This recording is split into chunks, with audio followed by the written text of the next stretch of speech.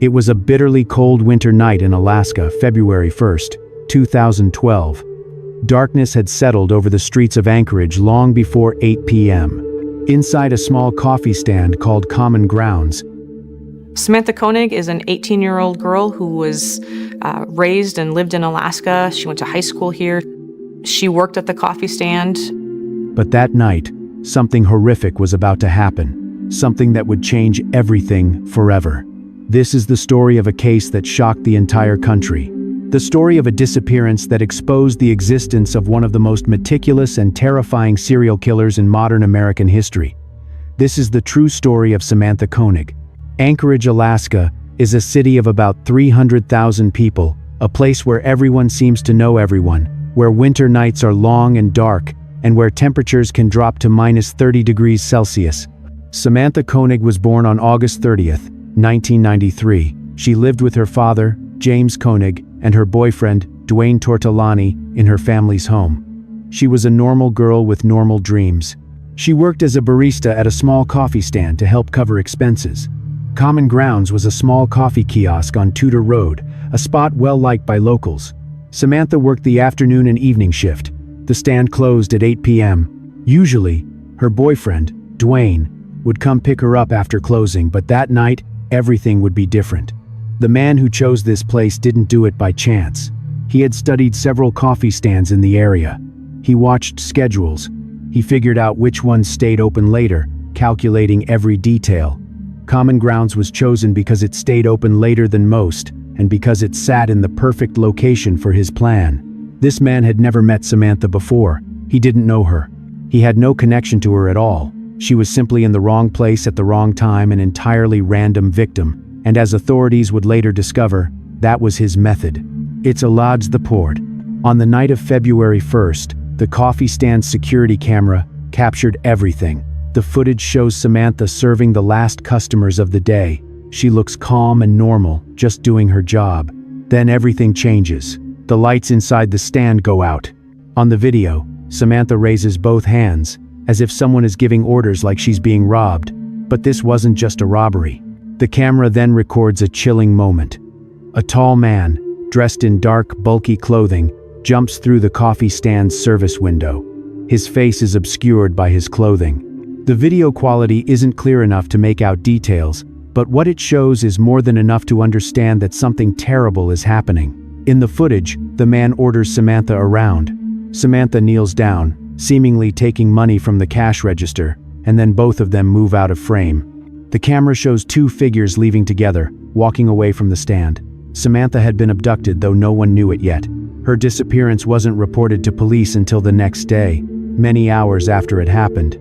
At first, police considered the possibility that Samantha had left on her own. There were no obvious signs of a struggle, and she hadn't activated any emergency alarm system. Investigators wondered whether this was truly an abduction, but Samantha's family knew something was deeply wrong. Samantha would never disappear without telling someone. She would never leave her family terrified and searching. Samantha's father, James, made a desperate public plea. Just please help find my daughter. He appeared on local news with tearful eyes, begging anyone with information about his daughter to come forward. He asked if anyone had seen her.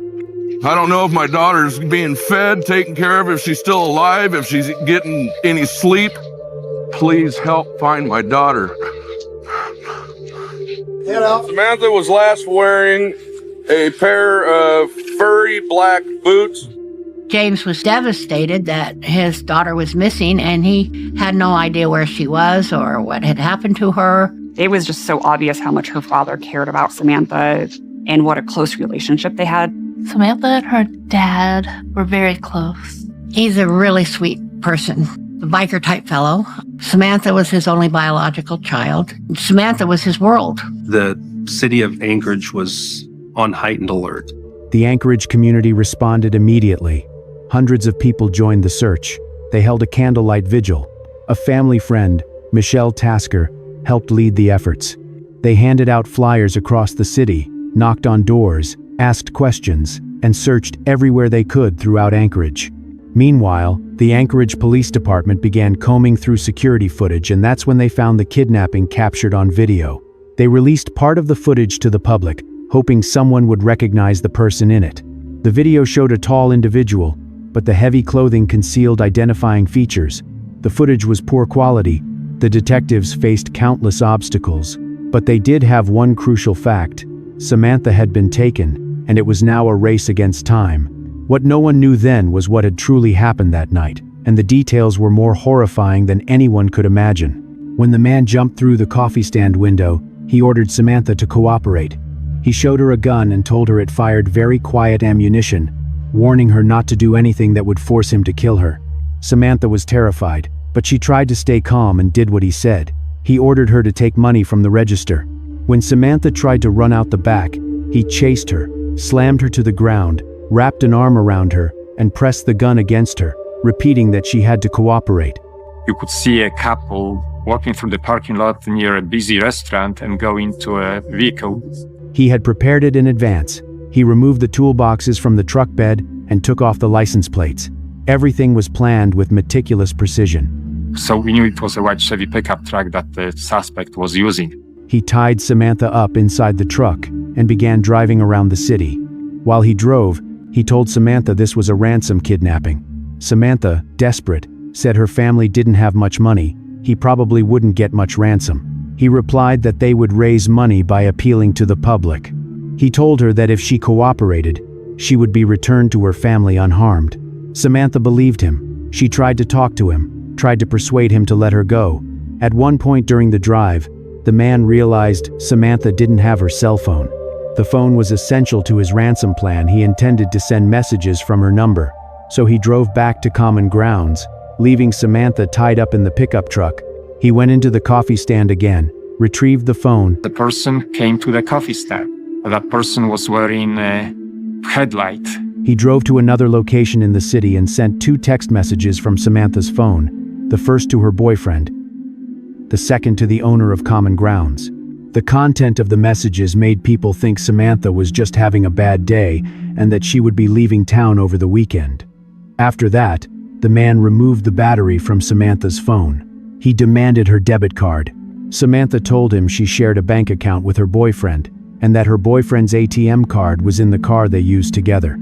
She gave him her home address and the PIN. Then the man took Samantha to a shed, a storage building in the backyard of his own home. He tied her up there. He turned the radio up as loud as possible so that even if she screamed, no one would hear her, and then he left her there alone. That same night, early in the morning on February 2nd, the man returned to the shed, and there, he murdered Samantha Koenig. He strangled her with a cord. Samantha fought back. She showed courage to the very end, but she couldn't escape. After killing her, the man left Samantha's body in the shed, and then did something utterly shocking. He went back inside the house where he lived with his girlfriend and his young daughter and acted as if nothing had happened.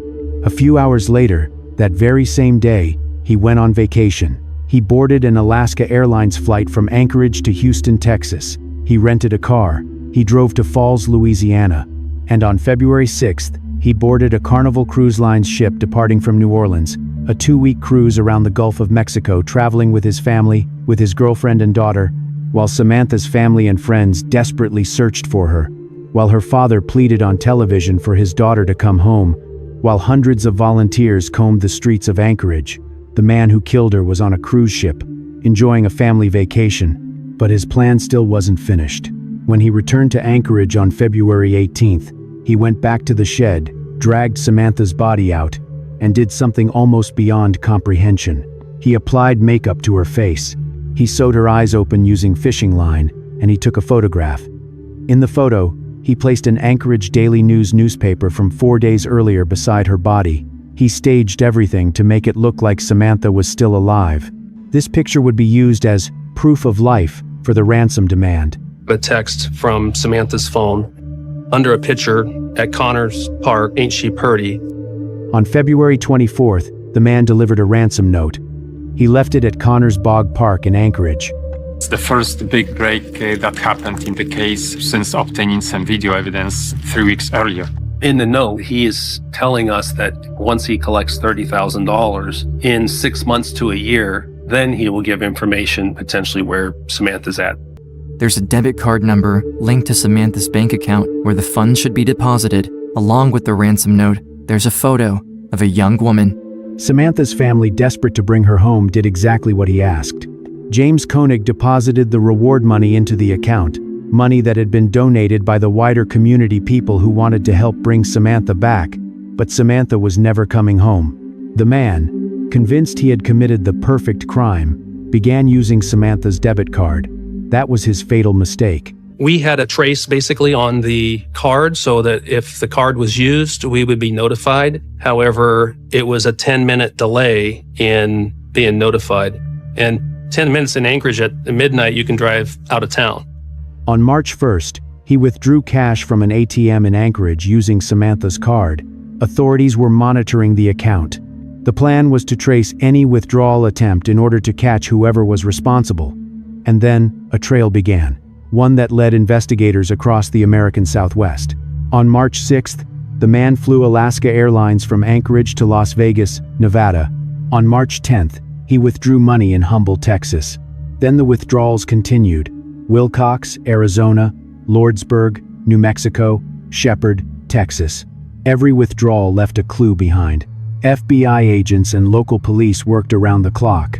They began to see a pattern. The suspect was moving east, following the corridor of Interstate 10. In surveillance footage from the ATM in Arizona, the camera captured a critical detail in the background: a white Ford Focus. Now investigators had a vehicle description. The FBI and the Texas Rangers tracked the withdrawals almost in real time. They issued a BOLO for a white Ford Focus seen at multiple ATMs. On the morning of March 13, 2012, Sergeant Brian Henry of the Texas Highway Patrol and Ranger Stephen Rayburn were watching the parking lots of hotels in Lufkin, Texas. They were looking for out-of-state rental cars that matched the alert, and then they saw it: a white Ford Focus. They waited. I get in my patrol car, just take off patrolling. I look to my right, and the first thing I look at is a white Ford Focus. So I called the Ranger. We dropped everything we were doing then, and we told Brian, do not lose that car. The driver walked out of the hotel, got into the car, and started to drive away. He was going a little over the speed limit. We got to get probable cause to get him stopped, so try to get in position to get him speeding or find another traffic violation. How you doing? Good. I'm a power patrol. Reason we stopped is kind of down there looking around. Where are you from? I'm from Alaska.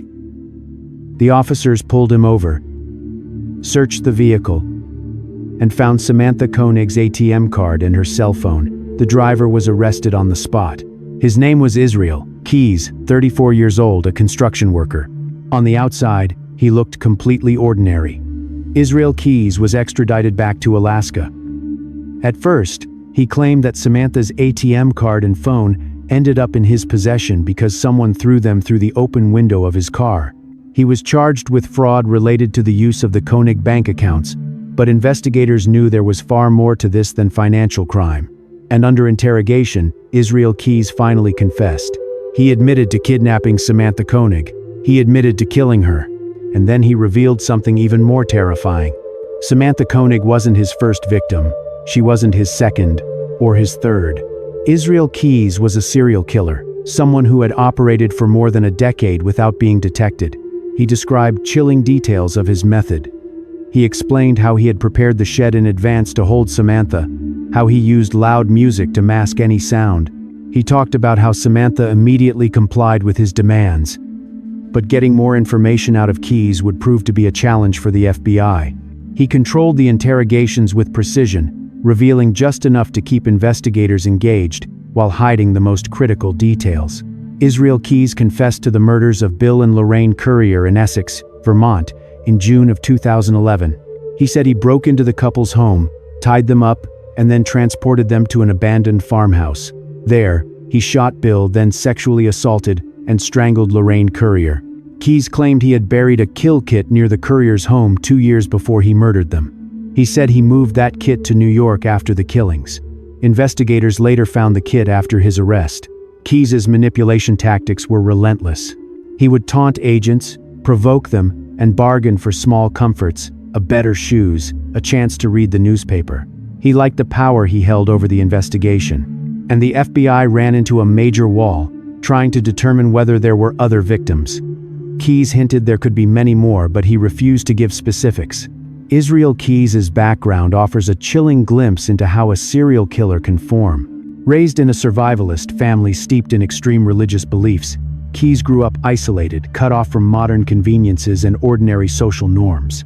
In conversations with investigators, Keyes admitted to robbing banks, breaking into homes, and setting fires in multiple places across the United States.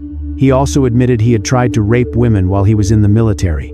Keyes said that for 14 years, he had been living as if he were two different people. 14 years before, 2012 puts the start of that period around 1998. Investigators began reviewing unsolved cases dating back to that time. While in custody, Keyes spoke with state and federal investigators repeatedly over the course of several months.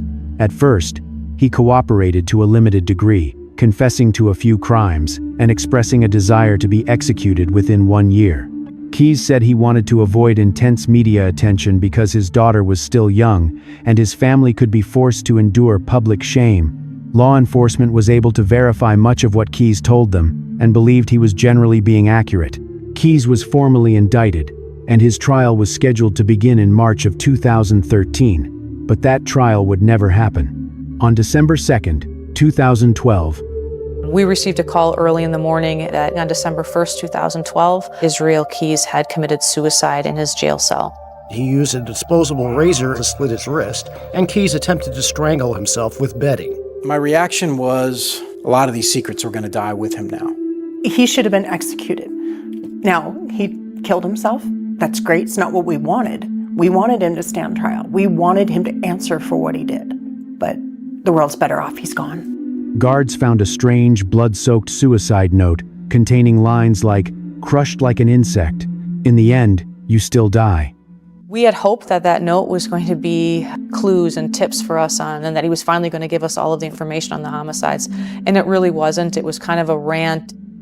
Investigators discovered disturbing drawings in his cell. Keyes had sketched a series of 11 skulls, leading investigators to suspect he may have had as many as 11 victims.